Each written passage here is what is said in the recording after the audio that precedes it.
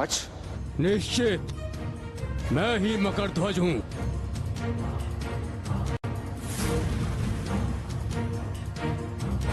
तुम कौन हो और मुझे किस कारण से ढूंढ रहे हो? मैं संहार भैरव हूं और मुझे तुम्हारी सहायता चाहिए। कैसी सहायता? दुष्ट बकासुर का अंत केवल तुम्हारे ही हाथों संभव है। उसका वध करने के लिए तुम्हें मेरी सहायता करनी होगी। तुम सचमुच भोले हो या निरे मूर्ख हो? जिसका मैं रक्षक हूँ भला उसका भक्षक कैसे बन सकता हूँ? और तुम्हारे कहने पर मैं उसकी मृत्यु का कारण क्यों बनूं? भोला और मूर्ख कह के मेरा उपहास ना उड़ाए मकर ध्वज। मैं तो उस पराक्रमी से सहायता मांगने आया हूँ जो महावीर हनुमान का पुत्र है, जो दीनहीन की रक्षा करता है। मैं संहार भैरव तो स्वयं ही शक्तिपीठ का रक्षक हूं और मेरा संकल्प अटल है। पृथ्वी पर घोर संकट आया हुआ है और उसकी रक्षा का दायित्व केवल मेरा नहीं, आपका भी है। मैंने उस पापी का अंत करने के लिए अर्ध मनुष्यों का रक्त भी संचित किया है। ये देखिए। किंतु संहार भैरव, मात्र अर्ध मनुष्यों के रक्त से हम उसका कुछ नहीं कर सकते। उसके लिए हमें दिव्य अस्त्रों की आवश्यकता होगी और मैं आपकी सहायता करने को तैयार हूँ, परंतु उसके लिए आपको मेरी 2 बातें माननी होंगी। निसंकोच कहिए मकर ध्वज। यदि वो मेरे सामर्थ्य में हुई तो मैं उसे अवश्य पूर्ण करूंगा। प्रथम तुम्हें मुझे युद्ध में पराजित करना होगा और यदि तुम मुझे पराजित कर पाए तो मैं तुम्हें अपनी दूसरी बात बताऊंगा और उसके पश्चात यदि तुम मेरी कही हुई दोनों बातों को पूर्ण कर पाए तो मैं वचन देता हूँ कि जो तुम कहोगे वही करूंगा। मैं आपसे यहाँ युद्ध करने के लिए नहीं आया था, परंतु यदि आपकी यही मंशा है तो मैं युद्ध के लिए तैयार हूँ।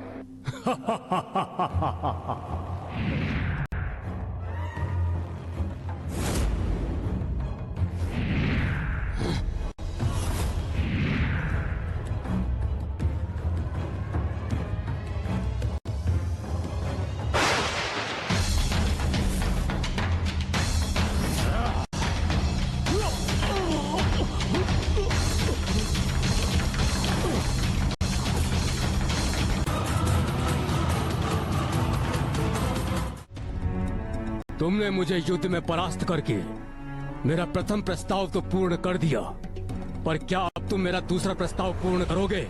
अवश्य। नदी के उत्तरी तट पर एक गुफा है। वो गुफा मेरा निवास स्थान थी, परंतु अब उस गुफा का मार्ग अवरुद्ध हो गया है और मैं वहां जा नहीं सकता। क्या तुम उस गुफा का मुहाना खोलकर मेरा निवास स्थान मुझे पुनः प्रदान करवाओगे?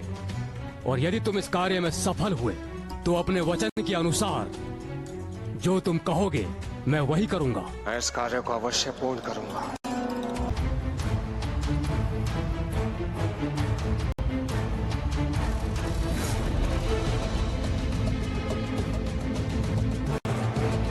हर हर महादेव।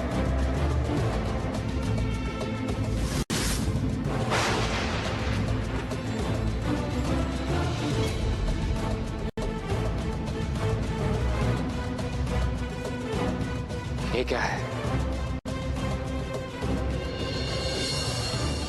लगता है मकर ध्वज ने मेरे साथ छल किया है और इस दानव के जाल में फंसा दिया है।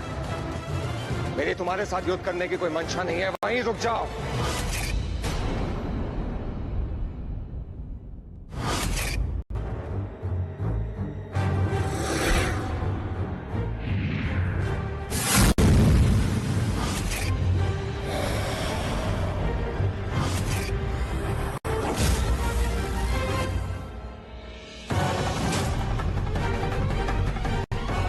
मेरे हाथों तुम्हारा अंत होकर ही रहेगा।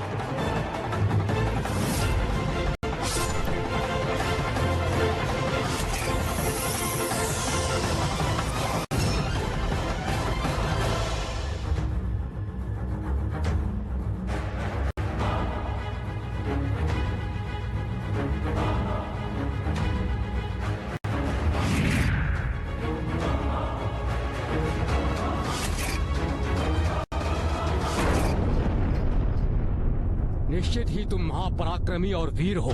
इस जल रक्षक को कोई असाधारण शक्ति वाला ही पराजित कर सकता है। किंतु मेरी परीक्षा लेने के लिए इसके बलि क्यों चढ़ाई तुमने? बस यही देखना चाहता था कि तुम मेरे लिए किसी अपरिचित का वध कर सकते हो या नहीं। जब तुम ऐसा कर सकते हो तो तुम्हारे कहने पर मैं बकासुर का वध क्यों नहीं कर सकता? तो इसका तात्पर्य मैं ये समझूं कि मैं अपनी परीक्षा में सफल हुआ और बकासुर का अंत करने में तुम मेरी सहायता करोगे। इतनी शीघ्रता भी क्या है भैरव? उससे पहले मुझे एक महत्वपूर्ण कार्य करने जाना है। मकरध्वज, तुम ऐसा नहीं कर सकते। तुमने मुझे वचन दिया था। मैं वचन ही तो निभा रहा हूँ।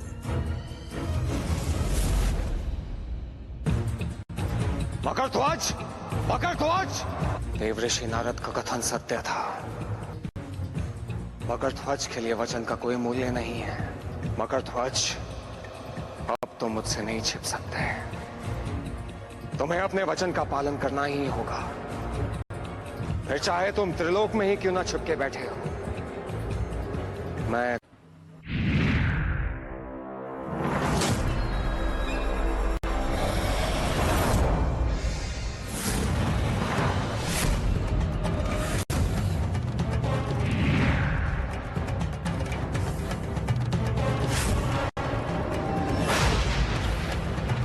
बकासुर, अब मैं तुझे नहीं छोड़ूंगा।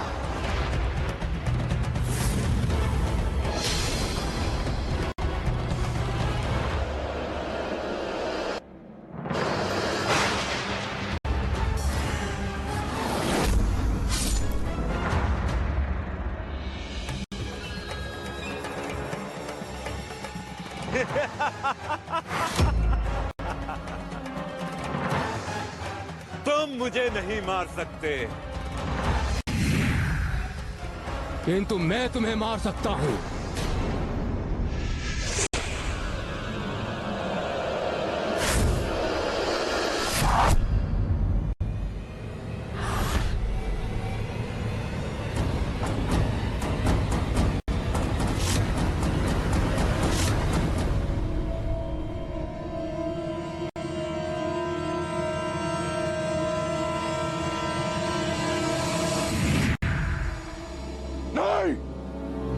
नहीं हो सकता।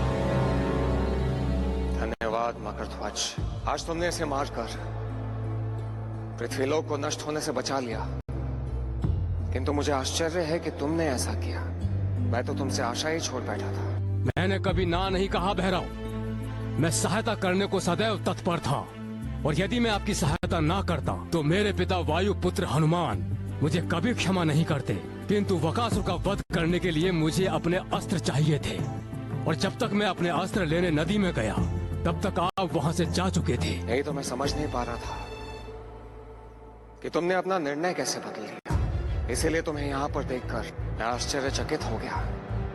किंतु सही समय पर आकर तुमने बकासुर का अंत कर दिया। उसके लिए तुम्हारा बहुत बहुत धन्यवाद।